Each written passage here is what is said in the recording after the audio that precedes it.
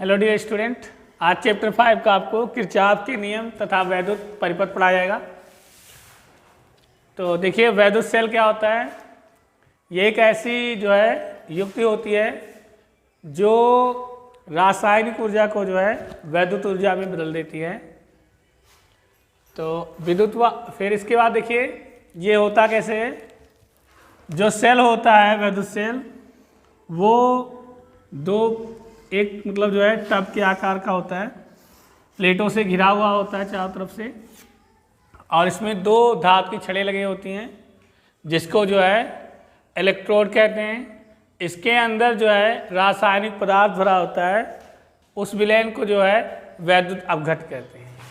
अब देखिए इसको जब जैसे ही इस छड़ को इस वैद्युत अपघट्य विलयन में डाला जाता है, इसमें जो दोनों छड़ें होती हैं, एक कैथोड का काम करने लगता है और एक एनोड का काम करने लगता है। मतलब एक पर जो है पॉजिटिव ऋण आवेश हो जाता है एक पर, और एक पर जो है धन आवेश हो जाता है।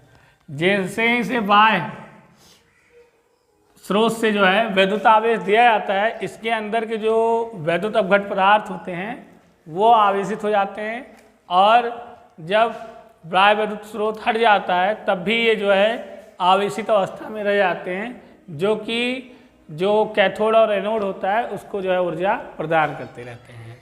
यह है आपका जो है वैद्युत सेल। अब देखिए विद्युत वाहक बल क्या होता है। एकांक आवेश को पूरे परिपथ में प्रवाहित करने में सेल द्वारा जो कार्य किया जाता है या जो ऊर्जा वह खर्च करता है वैद्युत वाहक बल कहलाता है।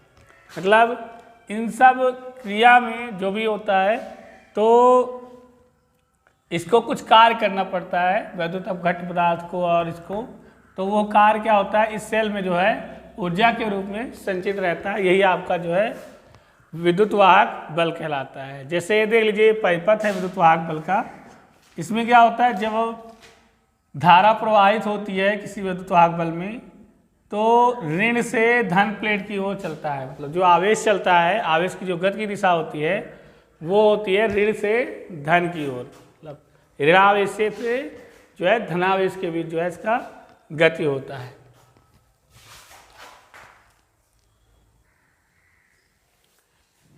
अगला आपका है टॉपिक टर्मिनल विभवांतर। तो टर्मिनल विभवांतर क्या होता है।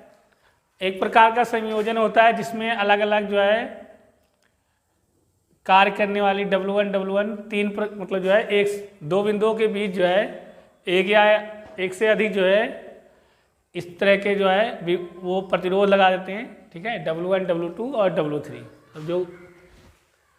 तो क्या कहता है देख लीजिए, किसी परिपथ में वैद्युत परिपथ में जुड़ी सेल का विद्युत वाहक बल E तथा परिपथ में Q आवेश प्रवाहित होने पर सेल द्वारा दी गई जो ऊर्जा होगी W, वो क्या होगी, जो विद्युत वाहक बल क्या होगा, तब विद्युत वाहक बल E बराबर होगा W/Q।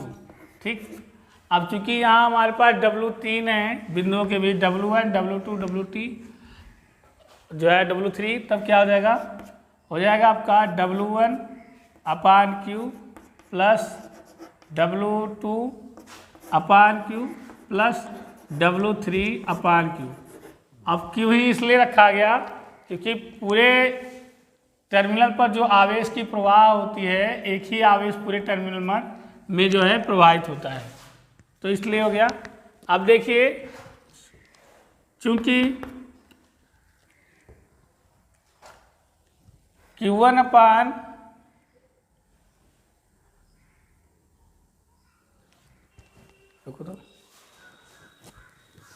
अब देखिए चूंकि V1 बराबर होता है W1/Q और V2 बराबर होता है, मान लीजिए इनके बीच जो वे ऊर्जा होता है वो है हमारा V1 V2 और V3, तो क्या हो जाएगा V2 बराबर हो जाएगा आपका W2/Q और V3 बराबर हो जाएगा W3/Q।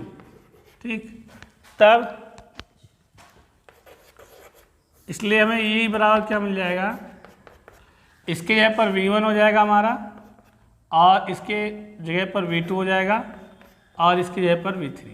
ठीक है, तो ये सब क्या है V1 V2, जो यहाँ से यहाँ तक जो आवेश जाता है उसके कारण जो ऊर्जा व्यय होती है वो अनुपात है। ठीक है, तो ये V1 है, ये V2 है, V3। तो E बराबर आपको मिल जाता है V1 V2 व 3। ये जो है टर्मिनल विभवांतर का जो है फार्मूला होता है। और टर्मिनल विभवांतर की जो माप करते हैं उसका मात्रक होता है टर्मिनल विभवांतर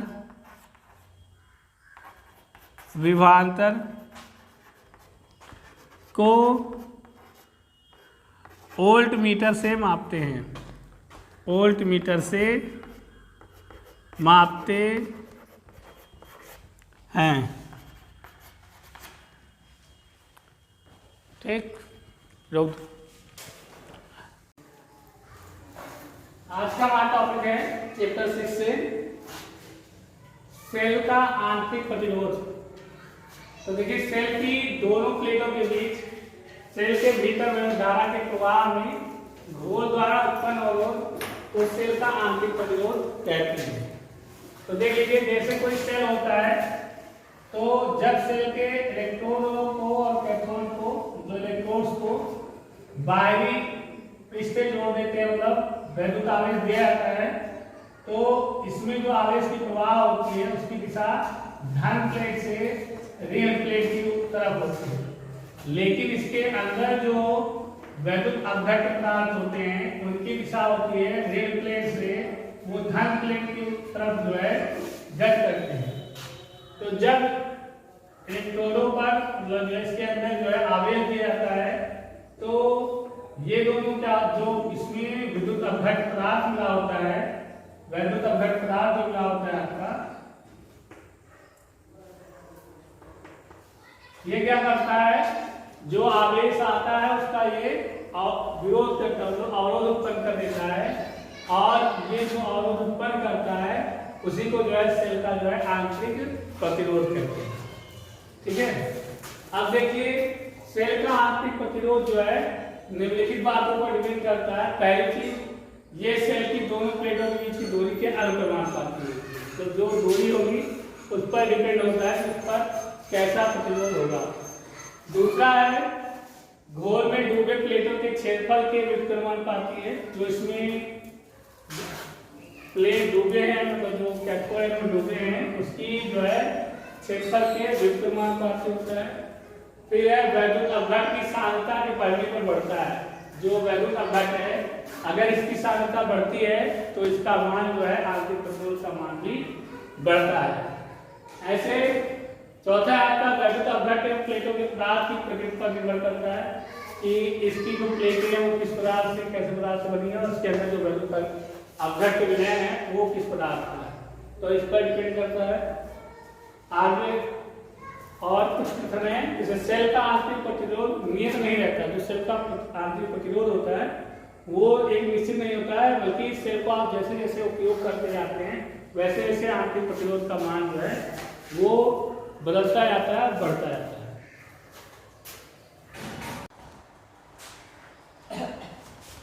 देखिए, सेल का आंतरिक, सेल के टर्मिनल विभवांतर, विद्युत वाहक बल तथा आंतरिक प्रतिरोध में संबंध आपको बताया जाएगा आज।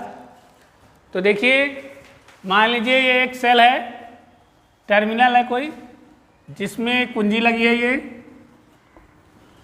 और यहाँ एक आंतरिक प्रतिरोध है R लगा है, और इस पर विद्युत वाहक बल E है।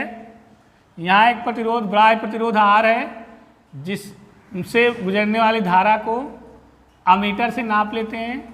फिर ये पूरे परिवर्त में जो विभवांतर है वो उसका मान जो है V है। अब देख लीजिए, माना परिपथ में I एम्पियर धारा t सेकेंड तक प्रवाहित होती है,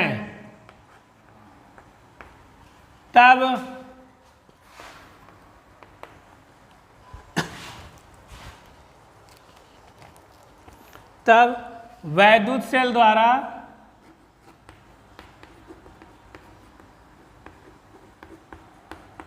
किया गया कार्य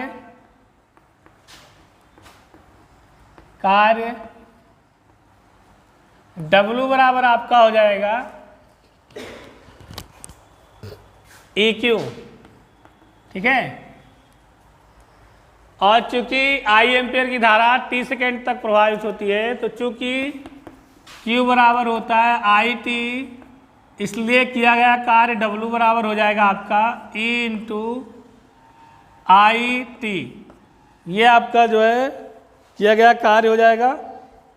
अब देखिए वैद्युत सेल के बाहर, वैद्युत सेल के बाहर प्रतिरोध कौन सा है? कैपिटल R है, प्रतिरोध R है, ठीक है।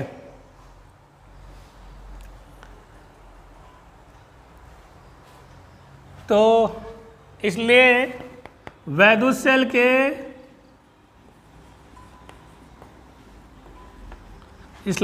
सेल के बाहर किया गया कार्य सेल द्वारा किया गया कार्य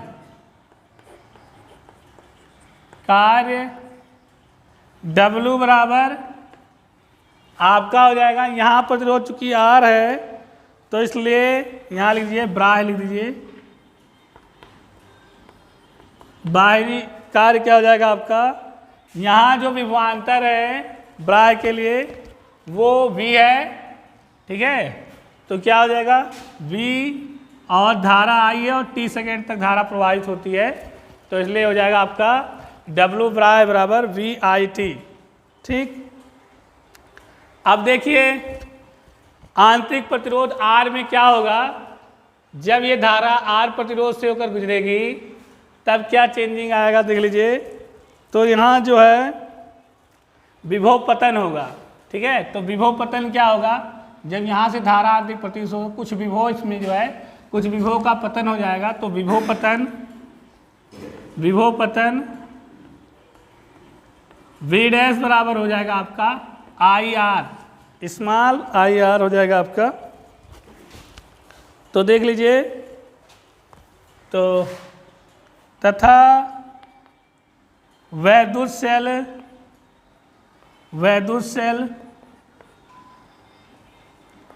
के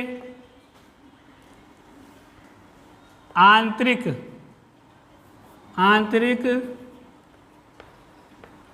प्रतिरोध, वैद्युत सेल का आंतरिक प्रतिरोध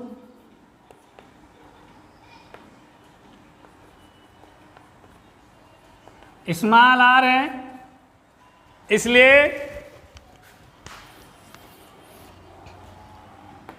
आपका क्या हो जाएगा? और विभव पतन क्या है? V dash IR। तो क्या हो जाएगा? W किया गया कार्य, इसलिए वैद्युत सेल द्वारा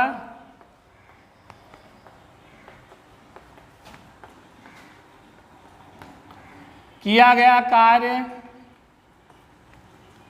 कार्य W आंतरिक आपका हो जाएगा V, और V जो आपका विभव पतन होगा V डैश होगा। तो चूंकि VIT होता है, V डैश IT यहाँ हो जाएगा विभव पतन। तो V डैश के जगह पर आप लगा देंगे IR, तो IR इंटू IT, ठीक है। ये हो जाएगा V dash ID। V dash क्या है? विभव पतन है, कहाँ? आंतरिक प्रतिरोध पर।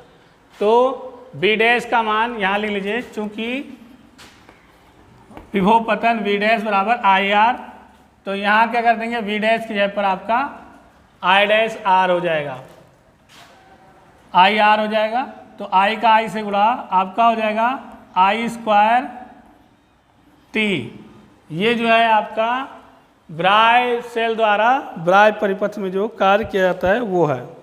अब देखिए ऊर्जा संरक्षण के नियम से, ऊर्जा संरक्षण के नियम से या नियमानुसार क्या होगा, जो ऊर्जा संरक्षण का नियम कहता है कि जो कार्य है उसके आंतरिक और बाह्य जो कार्य करता है कुल कार्य के बराबर होता है। मतलब तो वैद्युत सेल द्वारा किया गया कार्य बराबर W बराबर हो जाएगा W बाह्य यानी वैद्युत सेल द्वारा बाह्य कार्य प्लस आंतरिक सेल में कार्य। ठीक, अब बाह्य कार्य कितना है आपका, ये है आपका VIT और ये आपका कितना है I²T, I²RT। ठीक है, यहाँ R छूट गया था, तो I²RT ये हो जाएगा आपका जो है कुल कार्य।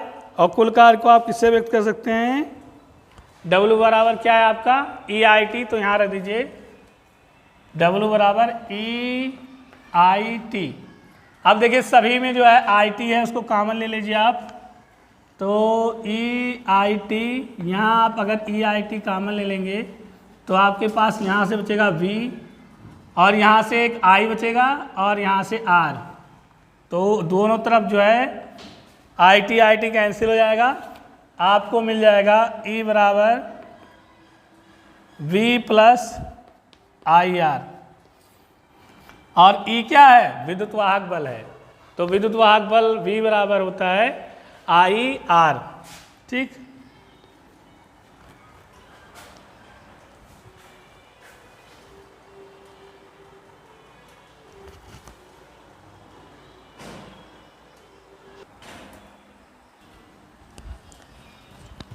अब देखिए आपको विद्युत वाहक बल और विभवांतर और धारा I और आंतरिक प्रतिरोध में जो है संबंध मिल गया। अब देखिए आगे इसका आप लोग स्क्रीनशॉट लेते रहिएगा।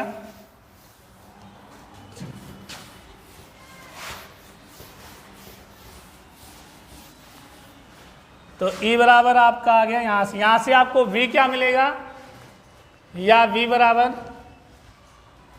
E माइनस IR ये मिल जाएगा आपको, यानी विभवांतर बराबर विद्युत वाहक बल इंटू जो है धारा और गुणे आंतरिक प्रतिरोध।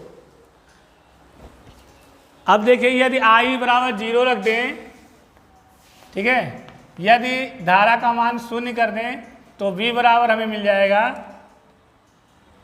ये पूरा 0 हो जाएगा, V बराबर E मिल जाएगा।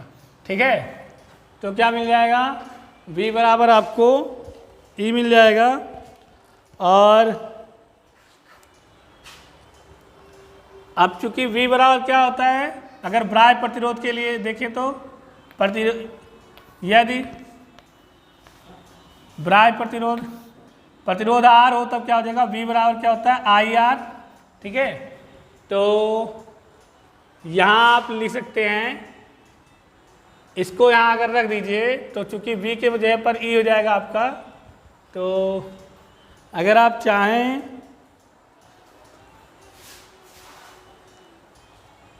देखिए चूंकि V बराबर क्या होता है IR, मतलब R क्या है, बाह्य प्रतिरोध है। अब V का मान समीकरण फर्स्ट में रख देते हैं, तो समीकरण फर्स्ट से क्या हो जाएगा, यहाँ V के पर IR बराबर E माइनस IR, इसको इधर ले आइए तो E बराबर आपको मिल जाएगा IR प्लस IR, और दोनों में अगर I कॉमन ले लें तो आपको मिल जाएगा capital R plus small r। अगर आप यहाँ से धारा का मान निकालना चाहें तो आपको I बराबर मिल जाएगा, धारा का मान I बराबर E बटा R प्लस R। तो इस तरह जो है आप एक समीकरण से दूसरे समीकरण को और सभी में जो है रिलेशन निकाल सकते हैं। इस तरह जो है आज का आपका क्लास कंप्लीट हुआ। सेल के आंतरिक विभवांतर तथा विद्युत वाहक बल और आंतरिक प्रतिरोध में संबंध जो है कंप्लीट हो गया।